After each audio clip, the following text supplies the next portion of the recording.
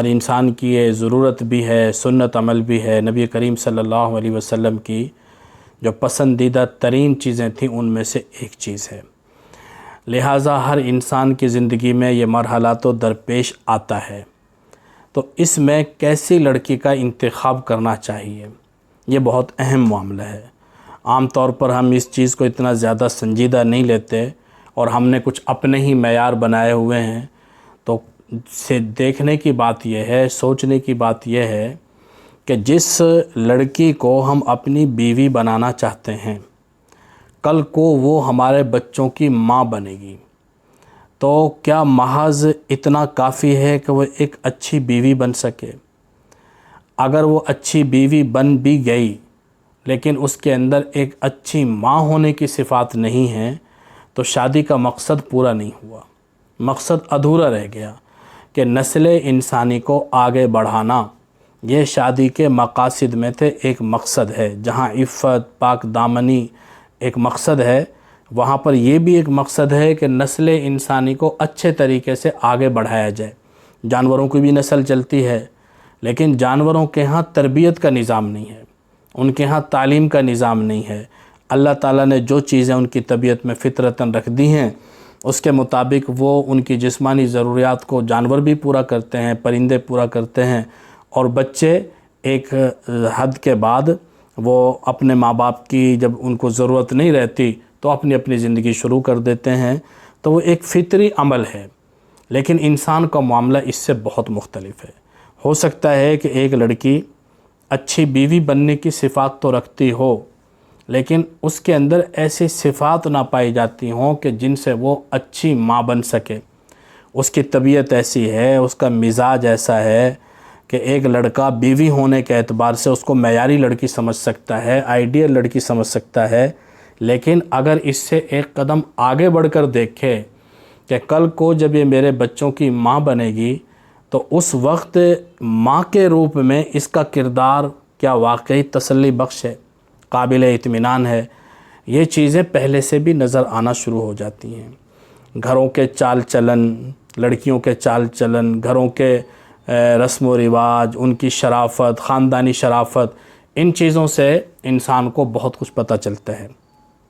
اس لیے آپ صلی اللہ علیہ وسلم نے ایک معیار بتایا ہے۔ آپ نے فرمایا کہ تنکح المرأۃ لأربع لمالها ولحسبها ولجمالها ولدینها فاظفر بذات الدین۔ آپ نے فرمایا کہ لڑکی سے شادی کی جاتی ہے 4 وجہوں میں سے کسی ایک وجہ کے ساتھ، اس کے مال کی وجہ سے، اس کے حسب نسب کی وجہ سے، اس کی خوبصورتی کی وجہ سے، اور اس کی شرافت، دینداری، اس کی سیرت اور اس کی اخلاق کی وجہ سے۔ مال ایک ایسی چیز ہے کہ نہ اس کا کوئی بھروسہ نہیں ہے۔ آج ایک انسان کروڑ پتی ہے، کل کو وہ کک پتی ہو سکتا ہے، بے بھروسہ چیز ہے۔ حسب نسب انسان کے اختیار کی چیز نہیں ہے۔ سارے کے سارے انسان آدم کی اولاد ہیں، اور آدم علیہ السلام کو مٹی سے بنایا گیا تھا۔ انسان ہونے کے ناطے سب انسان ایک جیسے ہی ہیں۔ ہاں، وہ قبائل کی جو تقسیم ہے اور جو اللہ تعالیٰ نے یہ چیزیں رکھی پہچان کے لیے ہیں، تعارف کے لیے ہیں، تو حسب نسب بھی ایک بنیاد بنتی ہے کہ جی بہت بڑا خاندان ہے، اعلیٰ خاندان ہے، اور ان کے ہاں شادی کرنی چاہیے، ان کی لڑکی سے شادی کرنی چاہیے۔ تیسری چیز جمال، خوبصورتی۔ یہ ایک عارضی چیز ہے کہ انسان کچھ عرصے کے لیے پرکشش ہوتا ہے، اس کے بعد تو ایک ایسا وقت آ جاتا ہے کہ کمر جھک کے مثل کمانی ہوئی، کوئی نانا ہوا، کوئی نانی ہوئی، ان کے بالوں پہ سفیدی غالب ہوئی، کوئی دادا ہوا، کوئی دادی ہوئی۔ یہ ایک چھوٹا سا زمانہ ہے، ایک چھوٹا سا پیریڈ ہے، اس کو 15 سال کا لگا لیں، 20 سال کا لگا لیں، بہت زیادہ کھینچیں گے تو 20-25 سال کا ہو جائے گا، اس سے زیادہ نہیں ہوتا۔ بالآخر انسان نے ڈھل جانا ہوتا ہے، خوبصورتی نے ڈھل جانا ہوتا ہے۔ بعض مرتبہ انسان بہت خوبصورت، حسین و جمیل، بخار آ گیا، کوئی ٹائیفائیڈ ہو گیا، کوئی اور بیماری لگ گئی، چند دن میں وہ ہڈیوں کا ڈھانچہ بن جاتا ہے۔ تو یہ بھی کوئی معیار نہیں ہے، نہ مال کوئی معیار ہے، نہ حسن و جمال کوئی معیار ہے، نہ حسب نسب کوئی معیار ہے۔ کیا چیز معیار ہے؟ اللہ کے نبی نے فرمایا فاظفر بذات الدین۔ جس لڑکی کے اندر دینداری پائی جاتی ہے، اس کے اندر شرافت ہے، اخلاق ہیں، اقدار ہیں، اس کی طبیعت اور مزاج وہ خاندانوں کے اندر پتہ چل جاتا ہے، دیکھنے سے پتہ چل جاتا ہے۔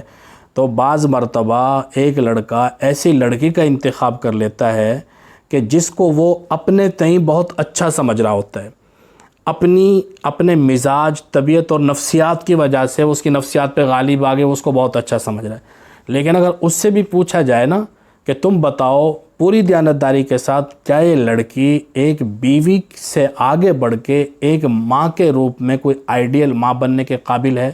شاید وہ بھی یہ کہے گا کہ نہیں، وہ تو طبیعت و مزاج اس کا ایسا نہیں ہے کہ اس کو ایک اچھی ماں قرار دیا جا سکے۔ 2 سال بعد، 4 سال بعد، 6 سال بعد جب اس کے ہاں اولاد ہوگی تو کیا یہ ایک اچھی ماں بننے کی صلاحیت رکھتی ہے؟ کیا اس کا ماضی ایسا رہا ہے؟ کیا اس کی زندگی ایسی رہی ہے؟ کیا اس کا کردار ایسا ہے کہ جو یہ اپنے بچوں کو ایک اچھا کردار دے سکے، ان کو ایک اچھی زندگی دے سکے اور ان کو ایک اچھا ماضی، خوبصورت اور حسین ماضی میں لے جا کے ان کی تربیت کر سکے، ان کے مستقبل کو ڈھال سکے؟ تو شاید وہ لڑکا بھی یہ کہے کہ نہیں، اس میں ایسی صفات نہیں ہیں۔ جب ایسی صفات نہیں ہیں تو ایک وقتی ضرورت کو پورا کرنے کے لیے اور ایک اپنے خواہش کو پورا کرنے کے لیے اور ایک عارضی مقصد کو حاصل کرنے کے لیے اپنی پوری زندگی اور پوری نسلوں کو کیوں بھیٹ چڑھانے کی کوشش کی جاتی ہے؟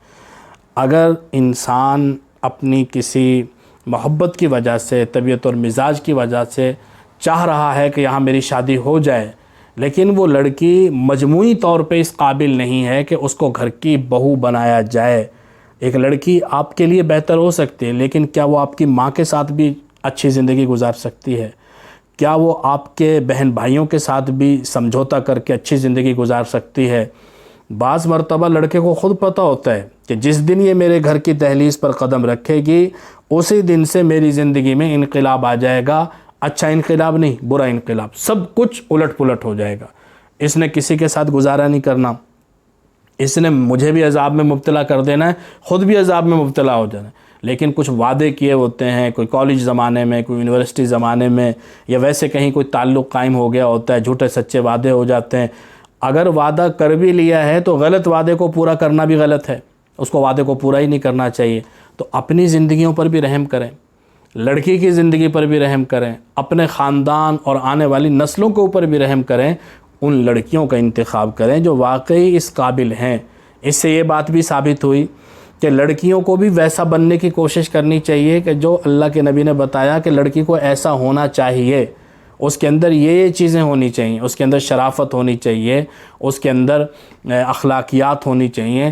جب کہا نا فاظفر بذات الدین، تو اس کے اندر سب کچھ آ جاتا ہے۔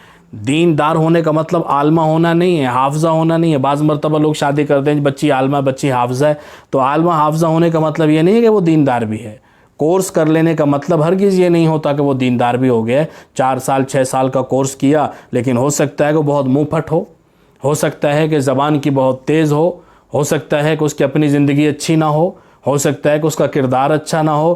4 سال 6 سال اگر گزار بھی لیے ہیں اس نے، تو اس کا مطلب یہ تو نہیں ہے کہ وہ مکمل طور پہ ایک تربیت یافتہ لڑکی بن گئی ہے۔ وہ ہمارے ایک استاذ فرمایا کرتے تھے، مولانا عبداللہ ہزاروی صاحب دامت برکاتہم العالیہ، بہت بڑے انسان، بہت بڑے اللہ والے۔ وہ فرمایا کرتے تھے کہ تم یہ نہ سمجھنا کہ ان درس گاہوں سے گزر کے ایک کلاس سے دوسری، دوسری سے تیسری، تیسری سے چوتھی، کہ 8 سال تک تم آج اس کمرے میں ہو، اگلے سال اس کمرے میں، اور اس سے اگلے سال تیسرے کمرے میں، اور اس طرح تم کلاسیں بڑھاتے بڑھاتے 8 سال پڑھ کے عالم بن جاؤ گے۔ کہتے ہیں ان کمروں میں سے تو بلیاں بھی گزرتی ہیں، ایک کمرے میں داخل ہوئی اور دوسرے میں گھس گئی، وہاں سے نکلی تیسرے میں، تو کیا وہ عالمہ بن جاتی ہیں بلیاں؟ تو کمرے بدل لینے سے، سال بدل جانے سے کوئی انسان کامل نہیں ہو جاتا۔ تو ان چیزوں کا بہت زیادہ خیال رکھنا چاہیے۔ شادی کرنے سے پہلے یہ دیکھ لیں کہ جس لڑکی کو آپ اپنی بیوی بنانا چاہتے ہیں، کل کو وہ ماں بنے گی، وہ کیسی ماں بن سکتی ہے، وہ کل کو آپ کی بہنوں کی بھابھی بنے گی، آپ کی ماں کی بہو بنے گی، آپ کی باپ کی بہو بنے گی، آپ کے بہن بھائیوں کے ساتھ اس کے رشتے ناطے قائم ہوں گے، آپ کے خاندان والوں کے ساتھ قائم ہوں گے۔ جو آج شادی ہونے سے پہلے اپنے عزائم آپ کو بتا رہی ہے، اور اپنے ارادے بتا رہی ہے، اور ابھی سے بتا رہی ہے کہ مجھے آپ کے خاندان کا فلاں آدمی پسند نہیں ہے، میں اس کی شکل نہیں دیکھنا چاہتی، اس کی تو مجھے صورت پسند نہیں ہے، اس سے تو میں بات کرنا پسند، تو آپ ایسی لڑکی کو جب اپنے گھر کی دلہن بنائیں گے تو کیا وہ آپ کے گھر کو جنت نظیر بنا سکے گی؟ وہ پہلے دن سے ہی اس گھر کو جہنم میں تبدیل کر دے گی۔ اس لیے شادی کرنے سے پہلے ان باتوں کو سوچنا چاہیے۔ اللہ تعالیٰ عمل کرنے کی توفیق عطا فرمائے، اور ہم سب کی بہن بیٹیوں کو ویسا بننے کی توفیق عطا فرمائے۔